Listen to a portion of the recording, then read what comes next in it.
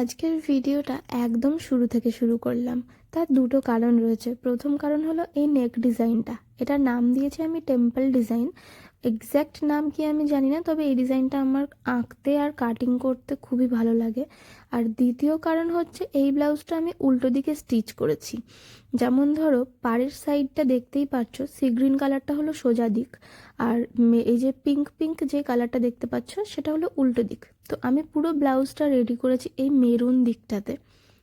এবার কেন বলি, আমার যে দিদিভাই এই ব্লাউজটা আমাকে বানাতে দিয়েছে সে আমার খুবই কাছের ক্লোজ এক দিদি। তো ওর কাজ মানে ও এই ব্লাউজটা যখন বানাতে দিয়েছে ও নিজেই আমাকে বলে গেছে যে তুই আমাকে এই ব্লাউজটা উল্টো দিকে সেলাই করে দিবি। তো আমি ওর কথা মতোই এরকমভাবে উল্টো সেলাই করেছি। পাড়টাকে আমি পুরোটাকেই টোটালটা উল্টে দিয়ে তারপরে দুটো লেস অ্যাটাচ করে দিয়েছিলাম, যাতে বোঝা না যায় যে এটা স্টিচ করা। আমার দিদির মানে সোজা দিকটা ওর খুব একটা কালারটা পছন্দ হয়নি, তাই ও আমাকে বলেই গেছিলো যে উল্টো দিকে সেলাই করবি। তাই আমি উল্টো দিকেই সেলাই করেছি। কিন্তু বিষয়টা হলো এই যে মানে কাপড়টার উল্টো দিকটা সোজা দিকটা দুটোই পুরো মানে খুবই সুন্দর। তো এটা যে উল্টো কোনোভাবেই বোঝা যাবে না। লটকানের যে ডিজাইনটা দেখতে পাচ্ছ এই ডিজাইনটা আমি প্রথমবারই ট্রাই করলাম।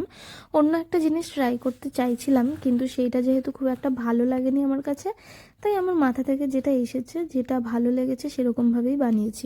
পুরো ব্লাউজের ডিজাইনটা তোমাদের কেমন লাগলো আমাকে অবশ্যই জানিও। Thank you so much, tata.